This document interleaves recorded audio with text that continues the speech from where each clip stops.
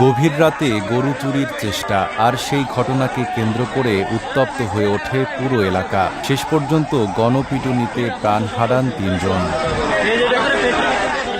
ঘটনাটি ঘটেছে গাজীপুরের কালিয়াকৈর উপজেলার ফুলবাড়িয়া ইউনিয়নের বাগচালা এলাকায়। শনিবার দিবাগত মধ্যরাতে বাহাদুর মিয়া ও আবু বক্করের খামারে হানা দেয় সংঘবদ্ধ চোরচক্র।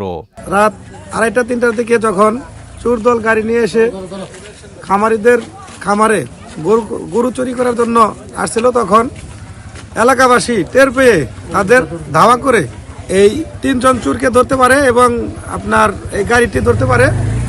পরবর্তীতে সমগ্র এলাকাবাসী একত্র হয়ে তাদের রোষানলে চোররা আহত হয়। 3 জনকে ধরতে পেরেছিলাম।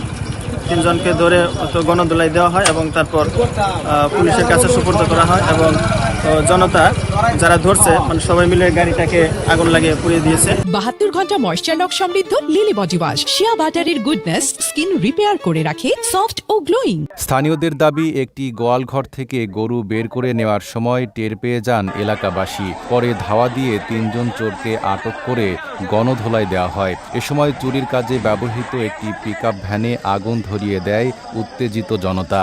তবে অন্য একটি গাড়িতে থাকা চক্রের সদস্যরা দ্রুত পালিয়ে যায়। গত 4 দিন আগে 4টা গরু চুরি হয়েছে একটা গোয়াল থেকে। তার সাথে আমার গতকালকে কথা হয়েছে, আজকে কথা হয়েছে। সে খুবই খুঁজতেছিল যে চোরটাকে কিভাবে ধরা যায় এবং সে বলছে ইনশাল্লাহ এলাকায় আছে চোর, এলাকার চোরের সাথে যুক্ত আছে, সে যেভাবে হোক ধরবে।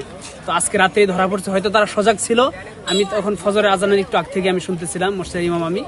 তো তারা এটাকে সজাগ রেখে মানে তারা পাহারা দিয়ে তারা চোরটাকে ধরছে এবং এমন একটা অবস্থা ছিল যে গোয়াল থেকে বের করবে অবস্থা, কিন্তু বের করতে পারে নাই। খবর পেয়ে পুলিশ ঘটনাস্থলে পৌঁছে গুরুতর অবস্থায় 3 জনকে উদ্ধার করে হাসপাতালে নেওয়ার পথে 1 জন এবং হাসপাতালে নেওয়ার পর আরও 2 জন মারা যান। পুলিশ জানায় এ ঘটনায় আইনগত ব্যবস্থা চলমান রয়েছে।